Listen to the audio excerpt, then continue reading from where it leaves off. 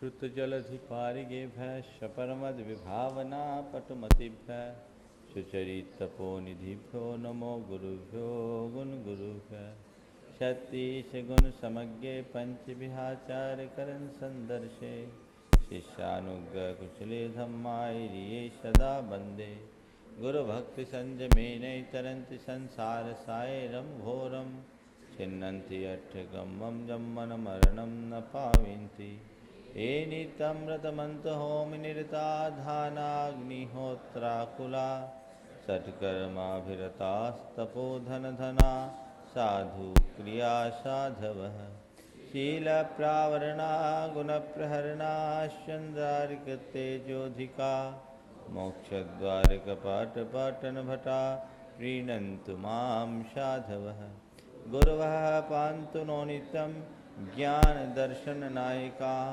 चारितार्णव गंभीरा मोक्षमार्गोपदेशिका इच्छामन्त्यारिवत्ति कौसर्गो कौ तस्सालोच्यो शमनान समदन संसमचरितानम पंचव्याचारणम आर्यानम आराधसुनानमुदेश्यानम वज्जायनम तिर्यानुगुण पालनयानम सौसानम शानिचकालम अंचेमि पूजेमि वंदामि नमंसामि दुखो को मुखो बोहिलाओ स्वयगमनम स्वायमनम जिनगुण संपत्ति हो मध्यम बंदित सर्व सिद्धे धूममल मनो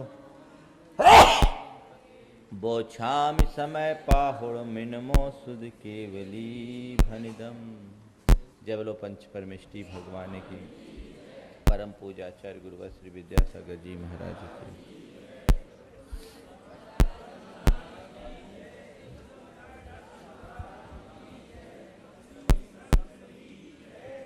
प्रसंग शुद्ध नय का है।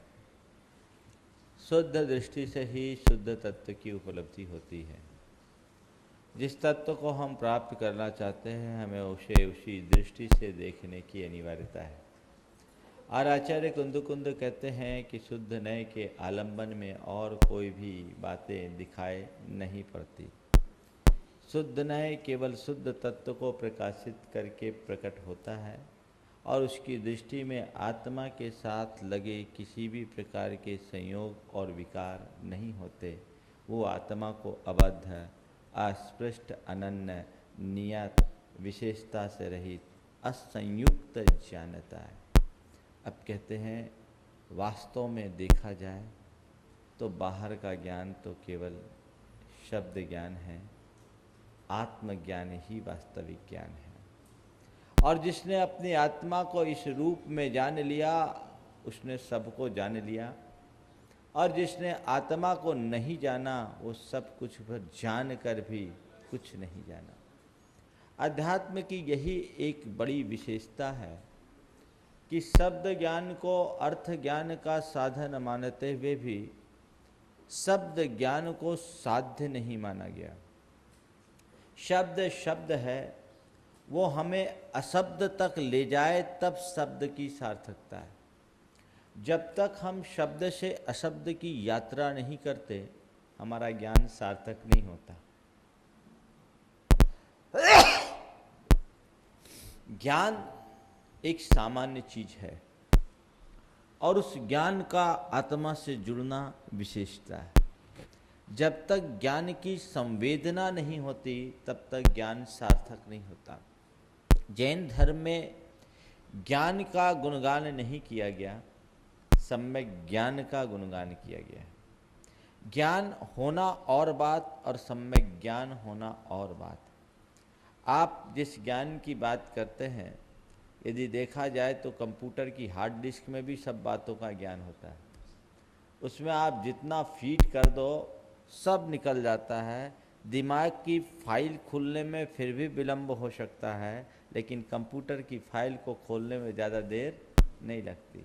दिमाग उसके पास पूरा ज्ञान है कंप्यूटर में, लेकिन क्या कंप्यूटर के ज्ञान को ज्ञान मानेंगे? नहीं। वो क्या है? कलेक्शन ऑफ नॉलेज, सूचनाओं, कलेक्शन ऑफ इंफॉर्मेशन, सूचनाओं का संग्रह है, जानकारी है। लेकिन जानकारी होना और बात और ज्ञान होना और बात। उसमें ज्ञान क्यों नहीं है? क्योंकि संवेदना नहीं। तो जड़ कंप्यूटर में जैसे बहुत सारी बातें फीड करके रख दी जाती है, ऐसी बहुत तेरे लोग ऐसे हैं जिनने अपने दिमाग के कंप्यूटर में बहुत सारी बातें भर तो ली है, लेकिन वो केवल दिमाग तक है, उसका संबंध हृदय से नहीं जुड़ा, उसके भाव में नहीं गए। भावों की गहराई में जब तक नहीं जाए तब तक ज्ञान हमारे लिए कार्यकारी नहीं होता। बहुत सारे लोग ऐसे होते हैं जिनके पास अपार ज्ञान होता है, लेकिन अपार ज्ञान होने के बाद भी वे आचरणनिष्ठ नहीं बन पाते, उनकी दृष्टि आत्मोन्मुखी नहीं हो पाती। ज्ञान होने के उपरांत भी विषयों की अनुरक्ति उनकी छूटती नहीं। और बहुत से ऐसे लोग भी देखने को मिलते हैं जिनके पास ज्ञान अपेक्षाकृत कम हो, अपितु यूँ कहें साधारण ज्ञान, और इतना साधारण ज्ञान कि वो साधारण ज्ञान ज्ञानियों की दृष्टि में अज्ञान जैसा दिखता हो, ज्ञानी उनका उपहास करते हों, लेकिन उस साधारण ज्ञान के बल पर उनने अपनी आत्मा की असाधारण सामर्थ्य को प्रकट कर दिया। उनकी आत्मा की पात्रता असाधारण बन गई। आचार्य कुंद ने खुद दो उदाहरण हम लोगों के बीच रखे, एक शब्द ज्ञान का और एक भाव ज्ञान का। शब्द ज्ञान के संदर्भ में उन्होंने कहा कि अंगाई दसई दुन्नी 14 पुवाई सयल सत्थाई पड़ियो विभव सेनो न भाव सवनत्तनम पत्तम। न भाव सवनत्तनम पत्तो कि 12 अंग 14 पूर्व और समस्त शास्त्रों के सकल अंगों को पढ़ने के उपरांत भी भव्य सेन मुनि न भाव सवनत्तनम पत्तो, भाव सामान्य को प्राप्त नहीं किया। हम लोग ये कथा पढ़ते हैं, जानते हैं कि वो मुनि थे, लेकिन मुनि होने के बाद भी वैराग्य के अभाव में मुनिचर्या से विमुख थे। शब्द ज्ञान था और वे केवल शब्द तक उलझे रहे। हालांकि आगम ये भी बोलता है कि द्वादशांग का ज्ञानी कभी असंयम में नहीं जाता, और असंयम में नहीं जाता, लेकिन बाहर के शब्द में उलझ के रह सकता है। प्रमाद की भूमिका तक शब्द ज्ञान में उलझना संभव है, अध्यात्म की दृष्टि में वो ज्ञान कार्यकारी नहीं। और दूसरी तरफ एक उदाहरण हम सबके बीच रखते हुए आचार्य कुंद ने कहा कि तुस मासम घोषंतो शिवभूति केवली जादो। वो शिवभूति मुनिराज का स्मरण आचार्य कुंद ने किया, जिनको कुछ भी नहीं आता था, कुछ भी नहीं आता था। गुरु उन्हें जो सिखाते, इधर गुरु सिखाते उधर वो भूल जाते। उनके दिमाग में सब कुछ पानी की लकीर जैसा था, कुछ टिकता ही नहीं था। ऐसे लोग जल्दी अपना कल्याण कर लेते हैं। पानी की लकीर जैसा था। एक दिन गुरु ने कहा कि इसको आप कैसे समझाएं, तो उन्होंने एक सूत्र दिया। उस जमाने की बात है जब आम भाषा संस्कृत की थी, जैसे आज हम आप हिंदी में बोलते हैं। हिंदी का इतिहास बहुत पुराना नहीं, हिंदी 400-500 वर्षों में आई है, और ये वर्तमान हिंदी का ये जो परिष्कृत रूप है, ये तो और बहुत बात का अर्वाचीन है। तो ये स्थितियाँ चलती थी। अब गुरु ने उनको समझाने की दृष्टि से कहा कि ठीक है, तुम्हें कुछ नहीं आता तो एक काम करो, तुम्हें एक सूत्र देता हूं, उसका ध्यान करना, तेरा कल्याण हो जाएगा। त्वम मास,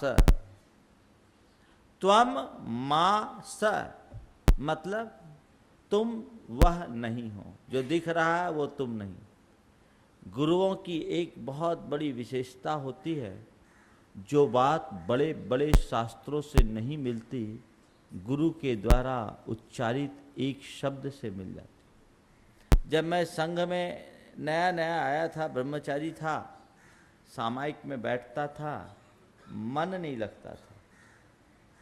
एक दिन गुरुदेव से पूछा, गुरुदेव क्या ध्यान करूं, सामायिक में ध्यान क्या करूं? उन्होंने बहुत सहजता से कहा, बोला बस इतना सोचो, जो दिख रहा है वो मैं नहीं, जो देख रहा है वो मैं। जो दिख रहा है वो मैं नहीं, जो देख रहा है वो मैं हूं। बहुत गहराई इसमें, सारे शास्त्रों का सार है। जो कुछ भी दिख रहा है वो मैं नहीं, ये शरीर मैं नहीं, ये इंद्रियां मैं नहीं, ये आंखें मैं नहीं, ये जो मन है ये मैं नहीं, ये जो इसके भीतर देखने वाला चेतन तत्व वो मैं हूँ, बाकी सब जड़ है। इस जड़ और चेतन की भिन्नता का ज्ञान करो। उनने एक छोटा सा सूत्र दे दिया हमारे लिए, वो सूत्र एक बहुत बड़ा आधार बन गया। गुरु ने उन्हें शिवभूति महाराज को इतना ही कहा कि तुमसे अब ज़्यादा कुछ रटते नहीं बनता, ज़्यादा कुछ समझते नहीं बनता, चिंता मत करो, तुम केवल इतना विचार करो, त्वम मां स, जो दिख रहा है वह तुम नहीं हो। थे पूरे भोले भंडारी, इतना सा सूत्र भी वो याद नहीं रख सके। गुरु ने बताया भूल गए, मैंने कहा ना सब पानी की लकीर। एक बात बताऊं, दो आदमी का जल्दी कल्याण होता है, या तो सब भूल जाए उसका और जो याद रखे उसका। बीच वाले बीच में ही पड़े रहते, बीच वाले बीच में ही रहते। अब वो भूल गए, लेकिन श्रद्धांत था, आत्मा के कल्याण का प्रबल भाव था। आहार को निकले और देख रहे एक महिला तालाब के किनारे उड़द के दाल और उसके छिलके को अलग अलग कर रही है। देखो कितने भोले थे कि आहार को निकलने वाले के मूड से निकले हुए मुनि रास्ते में खड़े होकर उस औरत से पूछने के लिए खड़े हो गए। पूछने लगे, संस्कृत में उड़द को मांस बोलते हैं और उसके छिलके को तुस। पूछा, क्या आप क्या कर रही हो? जा रहे आहार को। और पूछ किससे रहे? एक स्त्री से पूछ रहे हैं, अननोन स्त्री से पूछ रहे हैं। कितने भोले रहे होंगे। आज कोई मुनि ऐसे किसी से पूछ ले तो बवाल मच जाए। वो पूछ रहे हैं कि तुम क्या कर रही हो, तो उसने कहा तुस मासम भिन्नामी, तुस और मांस को अलग कर रही हूं। यही तो मेरे गुरु ने बताया था।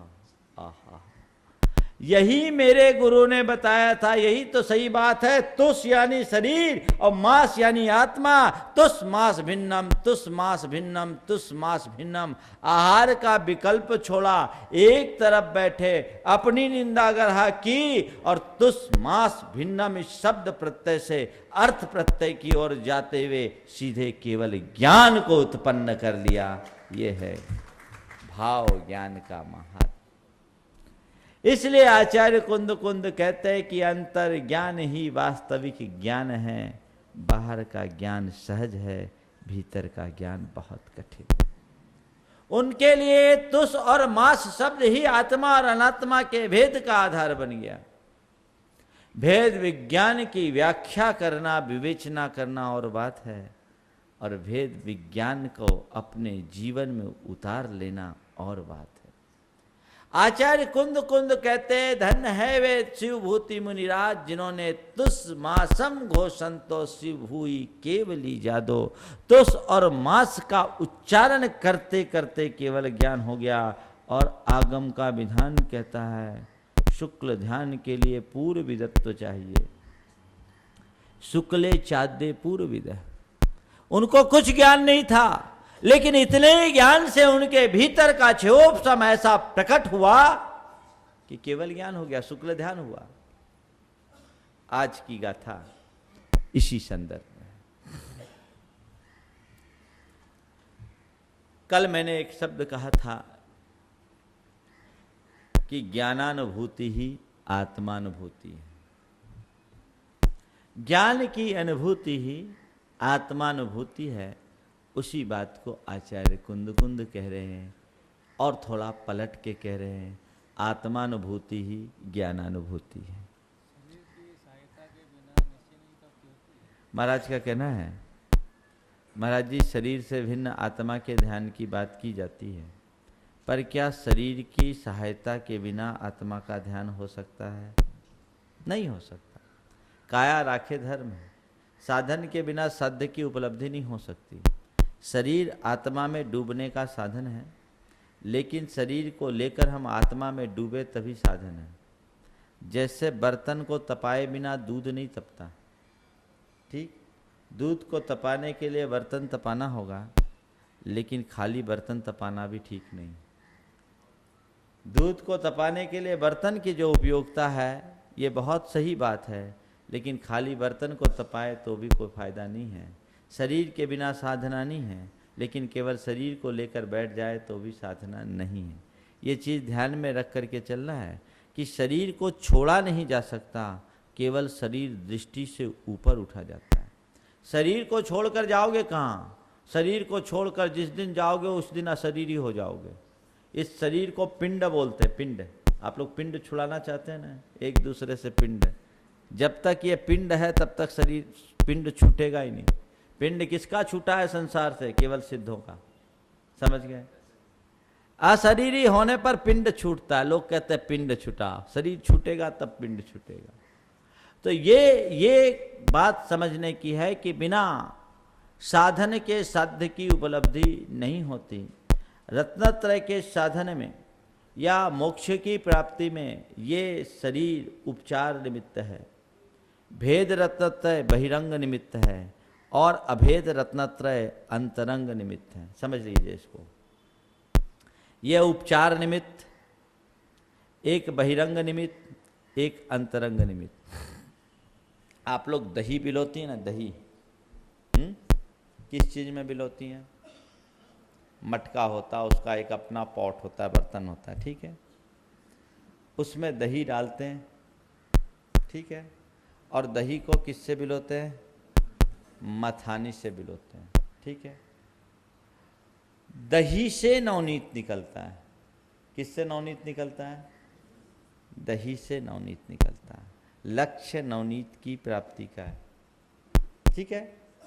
नवनीत किससे निकलेगा? दही से निकलेगा। दही से अपने आप निकल जाएगा। कब? जब आप मथानी से मथोगे तब, ठीक है। तो मथानी से मथोगे तब दही से नवनीत निकलेगा। कहीं पर भी दही को रख दो, मथानी से मत दो, नहीं। उसके लिए आधार चाहिए, कोई बर्तन चाहिए ना। बिना बर्तन के दही नहीं टिक सकता, और बिना दही के मंथन नहीं हो सकता, और बिना मंथन के नवनीत नहीं हो सकता, नवनीत नहीं निकल सकता। रिपीट कर रहा हूँ, बिना बर्तन के दही नहीं टिक सकता, बिना दही के मंथन नहीं हो सकता, और बिना मंथन के नवनीत नहीं निकल सकता। समझ गए? इसको ऐसा समझिए, इसको ऐसा समझिए। बर्तन है ये दिगंबरत्रय, दही है भेद रत्नत्रय, मंथन ध्यान की प्रक्रिया भेद रत्नत्रय, और नवनीत है उसका फल केवल ज्ञान या शुद्धोपयोग। समझ गए? बर्तन है दिगंबरत्व, दही है भेद रत्नत्रय, मंथन है वो अभेद रत्नत्रय, जिसके बल पर अध्यात्म का नवनीत प्रकट होता है। बर्तन में दही को मथोगे तो नवनीत निकलेगा, पानी को मथोगे तो नहीं। साधना कितना भी करो, जब तक भेद रत्नत्रय नहीं तब तक अभेद रत्नत्रय की प्राप्ति नहीं हो सकती। समझ में आ गया? चलिए आगे। जो पश्यति अपानम, जो पश्यति अपानम, अबद्धपुट्ठम अनन्नमविशेषम, अबद्धपुट्ठम अनन्नमविशेषम, अपदेश सुत्तमज्झम, अपदेश सुत्तमज्झम, पश्यदि जिन शासनम सब्बम।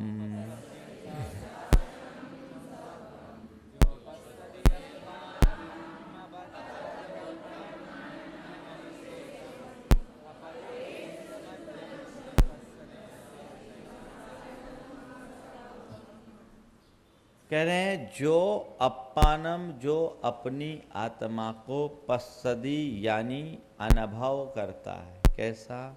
अबद्ध स्पृष्ट, अनन्य, अविशेष आदि शब्द से लेंगे नियत और असंयुक्त, जो पिछले गाथा में कहा। उस रूप जो अपनी आत्मा को अनुभव करता है, अर्थात आत्मा की शुद्ध, विकार रहित, निर्विकार स्वरूप का जो अनुभव करता है, या यूं कहे जो अपनी शुद्धात्मा का अनुभव कर लेता है, वो अपदेश सुत्त मध्यम। अपदेश, अपदेश शब्द का अर्थ होता है शब्द। अपदिश्यते इति अपदेश, व्यपदेश बोलते, अपदेश बोलते हैं, जिसके माध्यम से कहा जाए उसका नाम अपदेश। ठीक है ना। अपदिश्यते व्यपदिश्यते इति अपदेश, अपदेश का अर्थ शब्द। ठीक है। और सुत्त, सुत्त का अर्थ यहाँ लेना भाव श्रुत, जो संवेदनात्मक है, आत्मा का जिससे संवेदन होता है। तो ऐसे अपदेश यानी द्रव्य श्रुत, शब्द श्रुत, और सुत्त यानी भाव श्रुत, यानी द्रव्य श्रुत और भाव श्रुत रूप द्वादशांगात्मक द्रव्य श्रुत और आत्मा के संवेदनात्मक भाव श्रुत, इन सब के मध्य में रहने वाला जो तत्व है, ऐसे सब्बम जिन शासनम पश्यति, वो सारे जिन शासन को जानता है, यानी सारे वांग्मय को जानता है, उसके ज्ञान से कुछ भी अछूता नहीं है। आचार्य कुंद ने इसी बात को प्रकारांतर से एक जगह लिखा, जो एगम जानदी सो सब्बम जानदी, जो एगम अभी न जानदी सो सब्बम अभी न जानदी। जो एक अपनी आत्मा को जानता है वो सबको जानता है, जो आत्मा को नहीं जानता वो किसी को नहीं जानता। जानना तो अपने को ही है, और अपने को जानना कठिन है, औरों को जानना बड़ा सरल है कि नहीं। आपको दूसरों की घर में कुतुब मीनार की सीढ़ियां याद होगी, लेकिन जिस घर में रोज जाते हो उसकी सीढ़ियां कितनी कभी गिनी? अभी पूछ लूं कि आपके घर की सीढ़ी कितनी है? मन से पूछ के बताओ। हाँ, लिफ्ट में जाते हो, बस कभी तो सीढ़ी पे चढ़नी पड़ती होगी। औरों के बारे में हमें पर्याप्त जानकारी रहती है, लेकिन स्वयं के बारे में मनुष्य प्रायः अनजान बना रहता है। ये मनुष्य की एक स्वाभाविक दुर्बलता है। शब्द को जानना बहुत सरल है, आत्मा को जानना बहुत कठिन है। ये बाहर के ज्ञान की जितनी हमारे अंदर पिपासा है, यदि अंतर ज्ञान की हो जाए, कल्याण हो जाए। टीका देखें, यह कर्ता पश्यति जानाति अनुभवति। जो व्यक्ति जानता है, अनुभव करता है, किसको?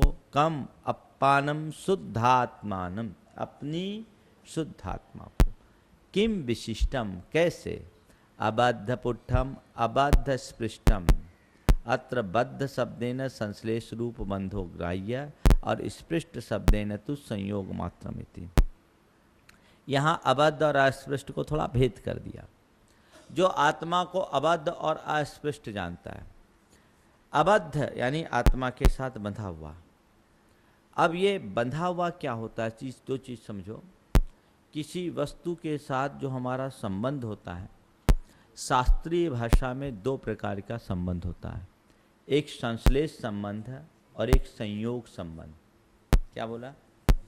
संश्लेष संबंध और संयोग संबंध। संश्लेष संबंध वो संबंध है जिसमें दो वस्तु मिलकर एक मेक हो जाए।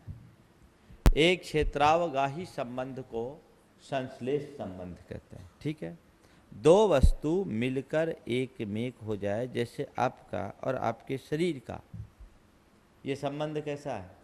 संश्लेष। लेकिन आपका और आपके कपड़ों का संबंध कैसा है? समझ गए? दो वस्तु का एक साथ रहना संयोग है और दो वस्तु का एक मेक हो जाना संयोग, संश्लेष है। दो वस्तु का एक साथ होना संयोग है और दो वस्तु का एक मेक हो जाना संश्लेष। कर्म और आत्मा का संबंध संश्लेष संबंध है। इसका विश्लेष हो सकता है, समझे? संश्लेष वो है जिसको विश्लेष किया जाए, यानी जिसे पृथक किया जा सके, वो संश्लेष संबंध है। समझ गए? और एक और होता है तादात्म्य संबंध। तादात्म्य संबंध वो संबंध है जो अनादि से है और अनंत काल तक रहेगा, न जुड़ा है न अलग किया जा सकता है। जैसे ज्ञान और आत्मा, अग्नि और उसकी उष्णता। जहाँ आग होगी वहाँ उष्ण होगा। संबंध है, अनादि से गुणगुनी का संबंध है, इस अपेक्षा से संज्ञा लक्षण प्रयोजन की अपेक्षा से है शाश्वत संबंध। समझ गए? संबंध तो जब गुण और गुणी है तो संबंध तो शब्दों में कहेंगे ही, संज्ञा लक्षण प्रयोजन भिन्न है इसलिए उसको संबंध कहेंगे। हाँ, भेद विवक्षा से। तो अभी क्या बताया यहाँ पर, मूल शब्द आया बद्ध शब्द से संश्लेष रूप संबंध और स्पष्ट शब्द से संयोग मात्रमिति। द्रव्य कर्म नो कर्माभ्याम असंस्पृष्टम जले विष्णि पत्रवत। जो अपनी आत्मा को कर्म और नो कर्म से एकदम अस्पृष्ट समझता है, जैसे पानी में कमल का पत्र। कमल के पत्ते पर पानी पड़ा रहने पर भी पत्ता अलग है और पानी अलग है। मोती की भांति वो पानी अलग दिखता है। कमल के पत्र पर वो पानी की बूंद है, लेकिन फिर भी दोनों अलग अलग दिखते हैं। यही एक भेद विज्ञान की विशेषता है कि कर्मबद्ध आत्मा को भी जो कर्म और नोकर्म से रहित देखता, अनुभव करता है, फिर क्या है, अनन्नम अनन्नम मृत का द्रव्यवत। वही पुराने उदाहरण को रिपीट किया। जैसे एक ही मिट्टी के अलग अलग अलग अलग बर्तन होते, बर्तन अलग अलग है लेकिन मिट्टी सब में एक है, ऐसी एक ही जीव की अनेक पर्याय है लेकिन जीव सब में एक है। अविशेषम अविशेषम अभिन्नम सुवर्णवत नियतम अवस्थितम समुद्रवत। सोने की तरह विशेष, सोने के चाहे जितने आभूषण हो जाए लेकिन उसका जो पीतत्व आदि गुण है, पीलापन है, वो सब में एक है। ऐसे ही आत्मा को सामान्य रूप से एक देखता है, विभिन्न गुणों के मध्य भी उसके ज्ञानादि गुणों की अपेक्षा एक मेक जो अनुभव करता है, और समुद्र की तरह जो एकदम स्थिर अनुभव करता है, पर्यायों से रहित अनुभव करता है। और असंयुक्तम, जहाँ पर द्रव्य संयोग से रहितम, पर द्रव्य संयोग रहितम, पर द्रव्य के संयोग से जो रहित आत्मा को अनुभव करता है। कैसे?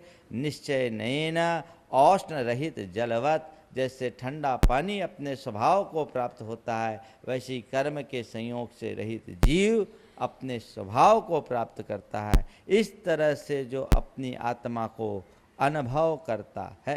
अब यहाँ पूछा नियत असंयुक्त विशेषण द्वयम सूत्र नास्ति। महाराज जी गाथा में नियत और असंयुक्त तो दिया नहीं, आपने व्याख्या में कैसे कर दिया? कथम लभ्यते इति चेत सामर्थ्यात्।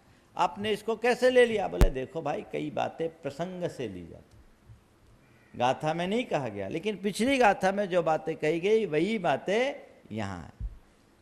तदपि कथम, ये कैसे? कहते श्रुत प्रकृत सामर्थ्य युक्तो ही भवती सूत्रार्थ इति वचनात्। बोले लकीर के फकीर मत बनना, कभी भी किसी भी सूत्र का अर्थ लेना हो तो प्रसंगानुसार निकलना, क्योंकि ये एक व्याख्यान है, ये एक विधान है कि श्रुत और प्रकरण के सामर्थ्य से युक्त ही सूत्र का अर्थ होता है। यानी आगम और प्रकरण क्या कह रहा उसके अनुरूप अर्थ निकालना। केवल शब्द को लोगे तो अर्थ का अनर्थ हो जाएगा। किसी संस्कृतज्ञ के लिए तत्वार सूत्र का एक सूत्र दे दो, न देवाह, तो क्या अर्थ लगाएगा? देव नहीं होते। अर्थ क्या है? देव लोग नपुंसक नहीं होते। तो ये कहाँ से निकाला? प्रकरण से निकाला, आगम से निकाला। इसलिए भले ही गाथा में नियत और असंयुक्त शब्द नहीं है, लेकिन उसका भाव उसमें अंतर्निहित है, अतः प्रकरण से ये ले लिया। सपुरुष है, ऐसा जो आत्मा को अनुभव करता है, वह पश्यति जानाति, वो जानता है। किम तत्, किसको? जिन शासनम अर्थ समय रूपम जिन मतम, वो सारे जिन मत को जानता है, सारे द्वादशांगात्मक वांग्मय को जान लेता है। सब्बम द्वादशांग परिपूर्णम, सारे द्वादशांग को जान लेता है। कथम भूतम द्वादशांगम, ये द्वादशांग कैसा है? अपदेश सूत्र मध्यम, अपदेश सूत्र मध्यम। अपदेश का अर्थ क्या? अपदिश्यते अर्थो येन स भवति अपदेश शब्द, शब्दों, जिसके द्वारा शब्द अर्थ को प्रकट किया जाए उसका नाम उपदेश यानी शब्द। शब्द के बिना अर्थ को प्रकट किया जा सकता है क्या? नहीं ना। तो शब्द, उपदेश कहो, अभिधान कहो, शब्द कहो, वाचक कहो, ये सब एकार्थक है। तो शब्द द्रव श्रुतम इति यावत, उपदेश का अर्थ क्या हुआ? द्रव श्रुत, शब्द रूप श्रुत। और सूत्रम परिचित्ति रूपम भाव श्रुतम ज्ञान समय इति, और सूत्र का अर्थ क्या? अनुभव रूप जो ज्ञान समय है, संवेदना रूप जो ज्ञान समय है, यानी भाव श्रुत। तो द्रव्य श्रुत और भाव श्रुत के मध्य में तेन शब्द समयेन वाच्यम ज्ञान समयेन परिच्छेद्यम उपदेश सूत्र मध्यम भन्यते इति। इसलिए जो शब्द समय यानी शब्द श्रुत के द्वारा कहा जाने वाला है और ज्ञान समय के द्वारा अनुभव किया जाने वाला है, ऐसे उपदेश और सूत्र के मध्य में सारे शास्त्र के सार को जानता है। यह इसका भावार्थ है। अयम अत्र भाव, उसका और भाव यहाँ बताते हैं। यथा लवन खिल्य एक रसोपी फल शाक पत्र शाक आदि पर द्रव्य संयोगेन भिन्न भिन्न स्वाद प्रतिभाति अज्ञानी नाम। देखो, लवन नमक का स्वाद क्या है? नमकीनपना है, खारापन है, ठीक है। कोई भी नमक खाएगा तो ऐसे ही, लेकिन एक ही नमक का स्वाद अलग अलग चीज़ में मिलाने से अलग अलग होता है कि नहीं? इन्होंने लिखा कि उस नमक को, एक ही नमक को आप फल के साथ, साग के साथ, पत्ते के साग के साथ अलग अलग स्वाद हो जाता है ना। भुजिया खाओगे तो अलग स्वाद है और दाल मोट खाओगे तो अलग स्वाद है दोनों नमकीन। हाँ, मीठा में चलन कम है नमक का। तो नमक यहाँ नमकीन दिखाना है, तो नमकीन में भुजिया भी नमकीन है और दालमोट भी नमकीन है। अब भुजिया में अलग स्वाद ले रहा है, दालमोट में अलग स्वाद ले रहा है। अरे कह रहा अलग अलग स्वाद क्या ले रहा है? नमकीन का असली स्वाद लेना, नमक की डली मुंह में डालो, बस जो स्वाद है सो कहीं नहीं। सही स्वाद तो वही है, पर आप लोग सही स्वाद लेने की हैबिट नहीं है ना। एक बार आचार्य महाराज ने कहा कि देखो स्वाद के पीछे क्यों परेशान होते हो। संसार में ऐसा एक भी पुद्गल नहीं है जो बेस्वाद हो। एक भी पुद्गल ऐसा नहीं है जो बेस्वाद हो। क्यों? स्पर्श रस गंध वर्णवंतः पुद्गलाः। सारे पुद्गल स्पर्श रस गंध और वर्ण से युक्त है। अब उसमें स्वाद तो है ही, अच्छा और बुरा हम अपने दिमाग से लगा लेते। जो उसका ओरिजिनल स्वाद है वो लो और साथ में जोड़ा। संसार के हर प्राणी के लिए स्पर्श रस गंध वर्ण नाम कर्म का उदय है। सब जितने नाम कर्म की 93 प्रकृतियों में स्पर्शादिक है ना। तो स्पर्श, कोई ना कोई एक स्पर्श का उदय, कोई ना कोई एक रस का उदय, कोई ना कोई एक गंध का उदय, कोई ना कोई एक वर्ण का उदय। मुंह में 24 घंटे स्वाद बना रहता है, तो जो आए उसको मुंह के स्वाद से स्वाद लो। कुछ स्वाद डालने के लिए जरूरत क्या है कि ऊपर से नमक डालो, मिर्ची डालो, बिना मिलावट के खा लो। महाराज वही तो नहीं होता, आदत मिलावट की पड़ी हुई ओरिजिनल नहीं है, मिलावट की आदत है। तो स्वाद तो सब में है, समझ गए। तो यहाँ प्रसंग ये है कि अलग अलग होने पर नमक यद्यपि एक है, लेकिन अलग अलग संयोग से एक ही नमक का अलग अलग स्वाद कौन लेते? अज्ञानी। लेकिन ज्ञानी क्या करता है? सुनो, ज्ञानी नाम पुनः एक रस एव। ज्ञानियों को तो केवल एक नमक का स्वाद है, केवल नमक। 10 नमक की डली मुंह में डाल दो, नमक हो गया।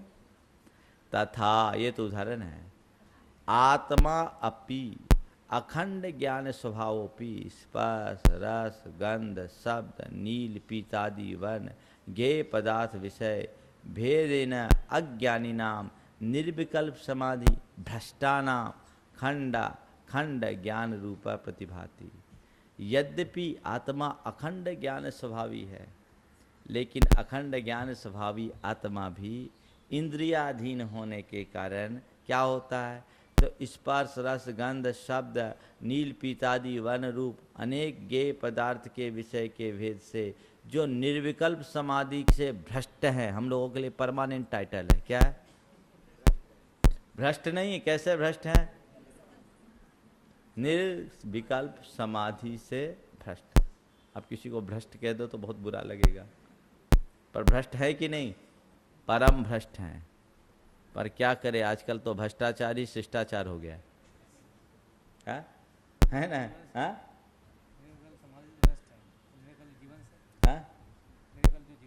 हाँ, जो निर्विकल्प समाधि से भ्रष्ट है वो निर्विकल्प जीवन से भी भ्रष्ट होगा। निर्विकल्प जी नहीं सकता, निर्विकल्प वही जीते हैं जो निर्विकल्प समाधि में, वही हाई लेवल की बात। एक बात ध्यान रखना, निचली भूमिका और ऊपरी भूमिका में अंतर है। हम निर्विकल्प समाधि में न जा पाए ये और बात है, पर निराकुलता पूर्वक जी सके ये बहुत सहज है।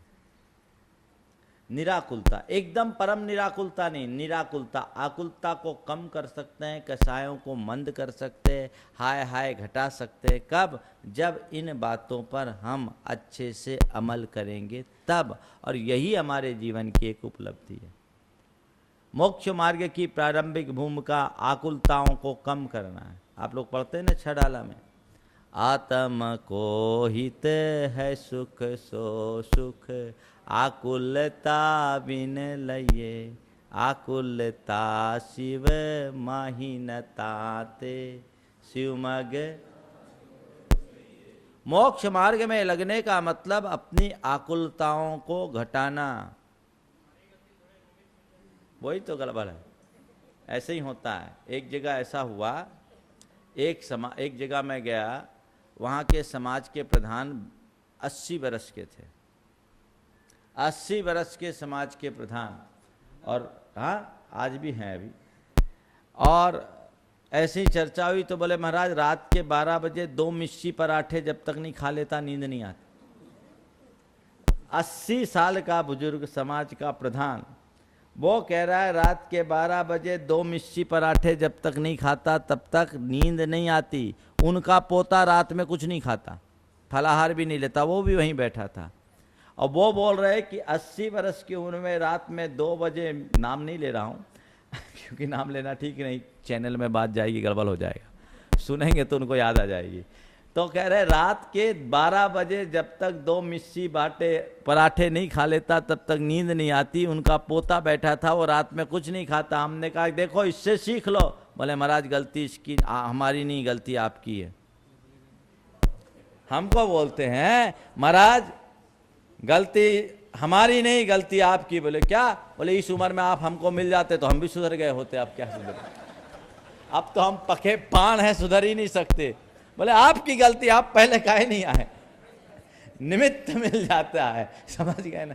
निमित्त मिले तो भी उसे टालने का यथासंभव प्रयत्न करो। पुरुषार्थ तो वही है, ध्यान रखो। निमित्त से नहीं बचा जा सकता, नैमित्तिक से ही बचा जा सकता है, जो ज्ञान के बल पर संभव। निमित्त तो कदम कदम पर मिलेंगे, सारा जीवन निमित्तों से घिरा है। हमको बचना है तो केवल नैमित्तिक से बचना है, वहां ज्ञान काम करता है, वो हमारे हाथ में है। संयोग को नहीं टाला जा सकता, संयोगज भाव को टाला जा सकता। अध्यात्म यही कहता है।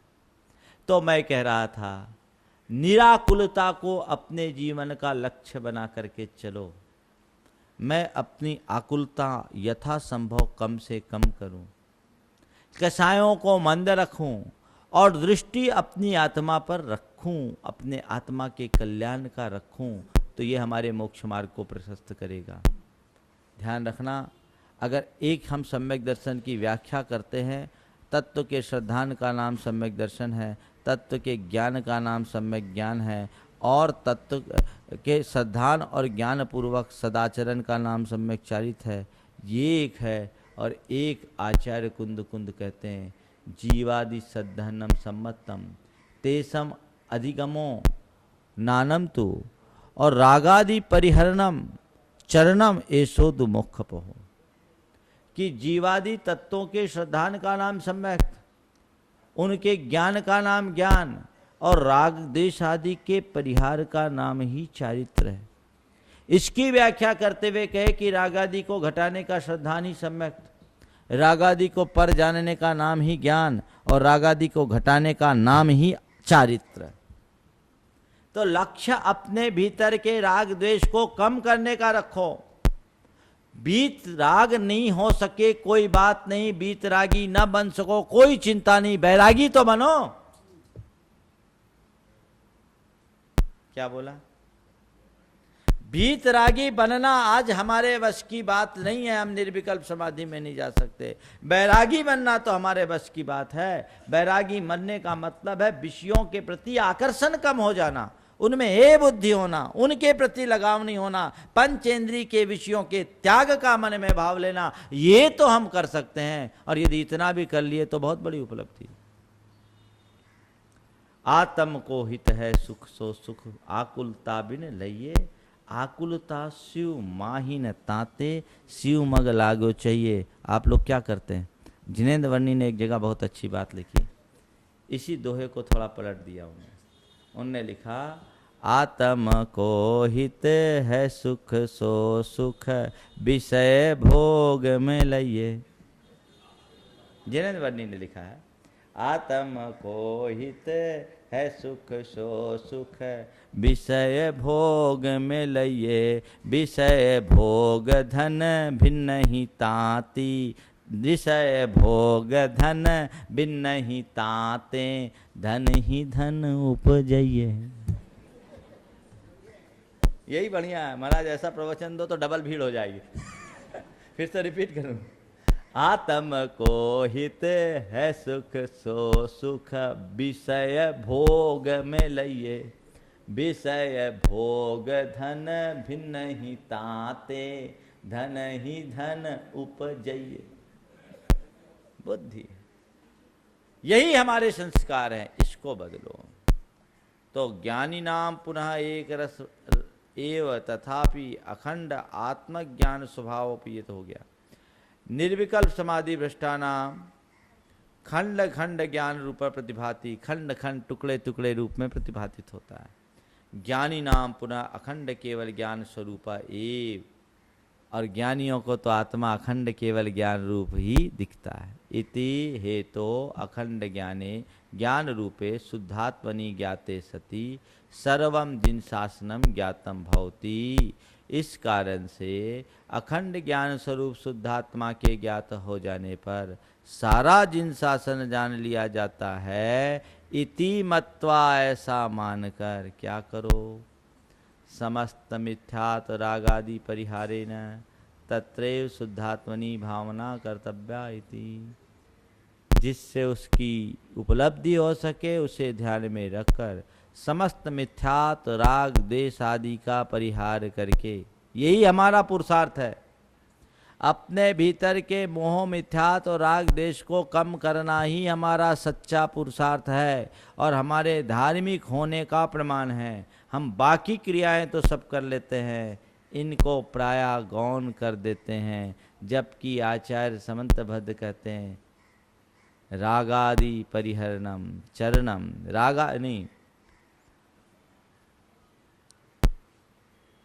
रागादि निर्वृत्ते नहीं, क्या है, रागादि परिहृत्य चरणम प्रतिपद्यते साधु। राग द्वेष के परिहार के लिए ही चारित्र को अंगीकार किया जाता है। धर्माचरण का मूल लक्ष्य राग द्वेष आदि विकारों का शमन। भीतर के मिथ्यात्व को दूर करो, अग्रहित मिथ्यात्व को भी दूर करो, ग्रहित मिथ्यात्व को भी दूर करो। ग्रहित मिथ्यात्व को दूर करना तो एकदम स्पष्ट रूप से है। अगर तुम्हारे जीवन में किसी भी प्रकार का ग्रहित मिथ्यात्व है तो कोई आग्रह में मत फंसो, किसी पंथ और परंपरा के व्यामों में मत उलझो। पंथ और परंपराएं यहीं धरी रह जाएगी, तुम्हारा पथ ही तुम्हारा कल्याण करेगा। आग्रह में उलझकर हमने अनंत जन्म गंवाया। जिनमें मेरे मिथ्यात्व की पुष्टि होती हो और जिनसे राग आदि की वृद्धि होती हो, उन क्रियाओं को कम करने की कोशिश करो ताकि मोह और राग से रहित उस शुद्धात्म तत्व को प्राप्त किया जा सके। सब कर्म का रोल है, लेकिन अगर हम अपने ज्ञान को जगाएं तो कर्म शांत भी हो सकते हैं। यदि यही रोल देखेंगे तो कभी अंत नहीं होगा। ये तो मल्ल युद्ध है, समझ गए? सुनो सुनो, मल्ल युद्ध है, मल्ल युद्ध है। दो पहलवान जब अखाड़े में लड़ते हैं ना, तो लड़ाई होती है और दांव पेच होता है। जो भारी पड़ जाए उसका दांव लग जाता है, लेकिन एक बार चित्त होने के बाद भी दूसरा पहलवान तुरंत खड़ा होता है, फिर दांव मिलता है तो उसको चित्त करता है।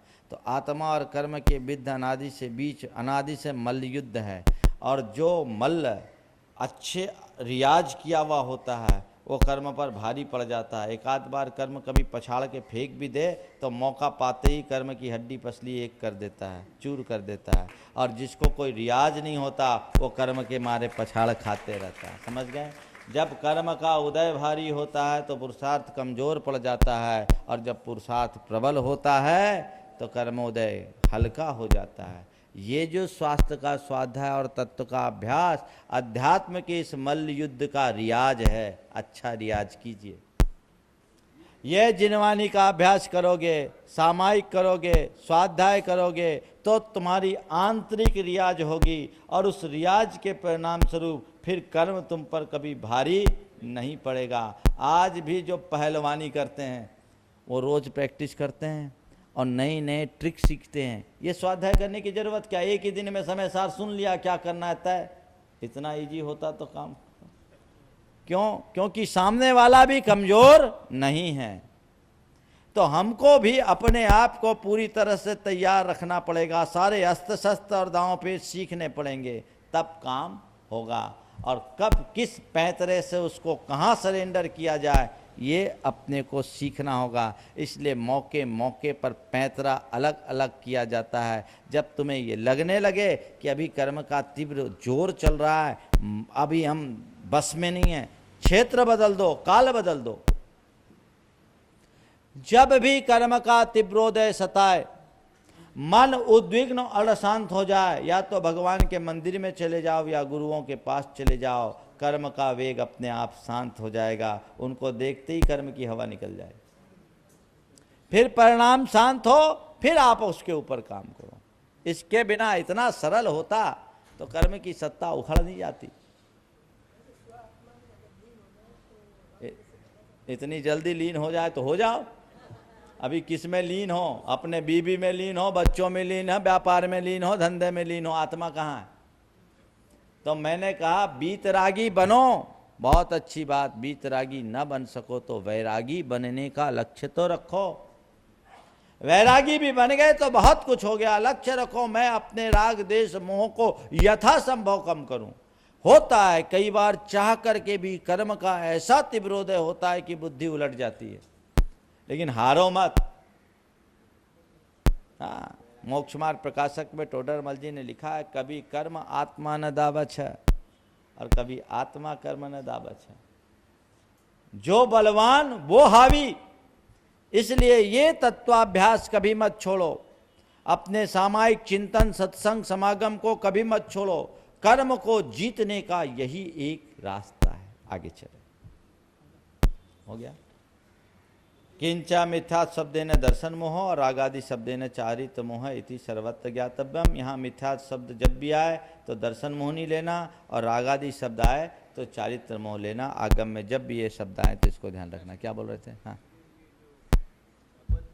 हाँ हाँ।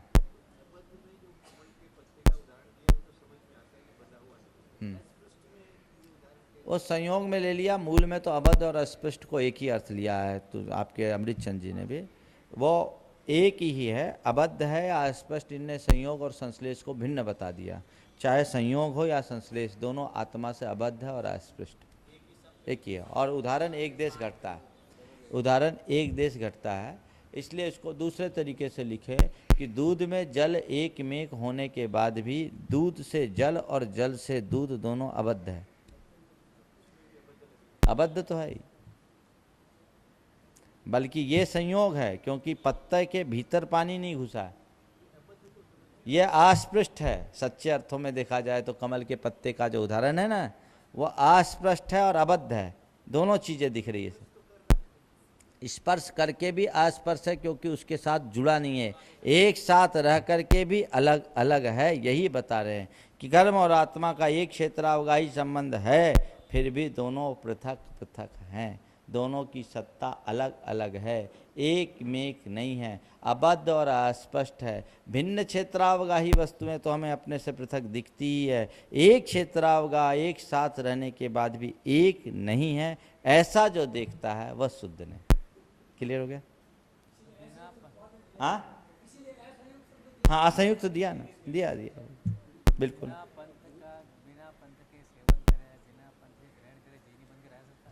हाँ, महाराज जी ने पूछा है कि बिना पंथ का आश्रय ले धर्मी बना जा सकता है। बिल्कुल, जैनी कहो धर्मी कहो, कोई भी धर्म हो, मैं तो कहता हूँ वही व्यक्ति धर्मी होता है जो पंथ का आश्रय न लेकर पथ का आश्रय लेता है। कोई चीज को फॉलो करेगा, पंथ चिपका देगा उसके ऊपर। पंथ नहीं चिपके, पथ चिपके। पंथ पंथ है, मैं सही तुम गलत, पथ आगम जो कहे वही सही। हमको पथिक बनना है, पंथी नहीं।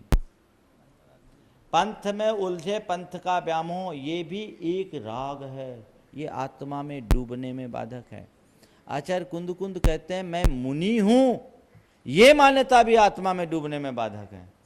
तो मैं 13 पंथी हूं कि मैं 20 पंथी हूं, ये मानना तो और गड़बड़ है। हम आगम पंथी हैं, हम पथिक हैं, बीपंथी मत बनो। समझ गए?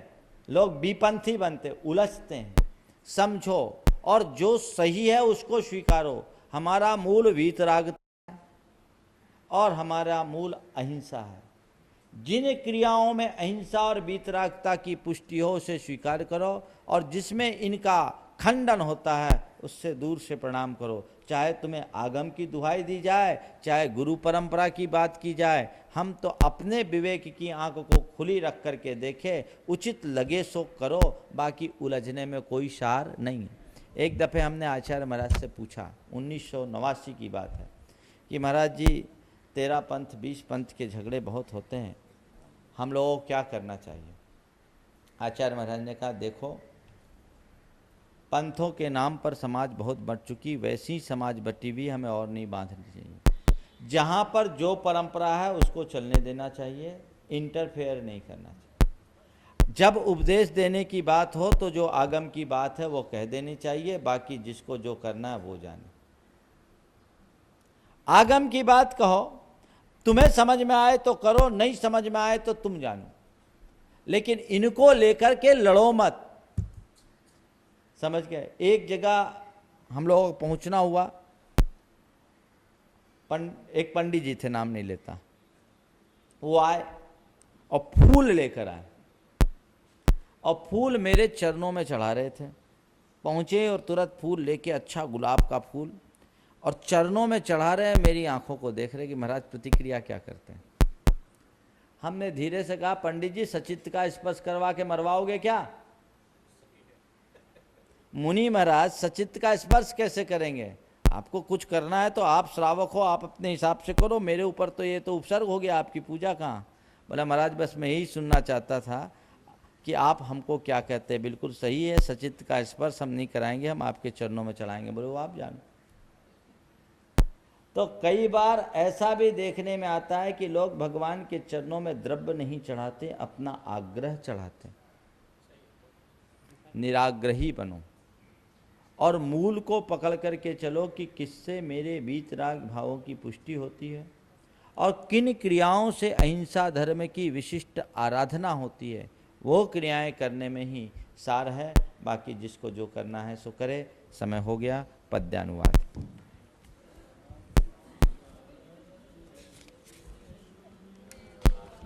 आत्मा बद्ध स्थिर शून्य उपाधियों से, अत्यंत भिन्न पर से विधि बंधनों से, ऐसा निजात्म लखते मुनि अक्ष जेता, सूत्रार्थ का कथक आगम पूर्ण वेत्ता।